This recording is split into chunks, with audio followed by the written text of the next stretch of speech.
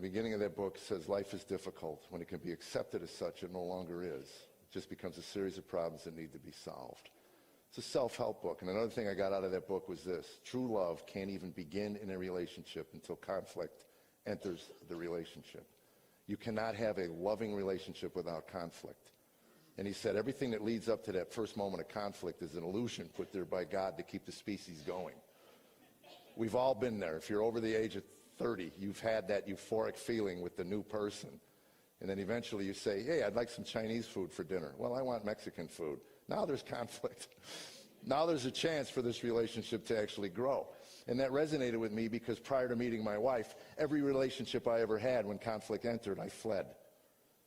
Conflict resolution in my home growing up was pretty simple. If you stood up to my father, he'd pitch me against the wall. That would be the end of the conflict. So I learned to hate conflict.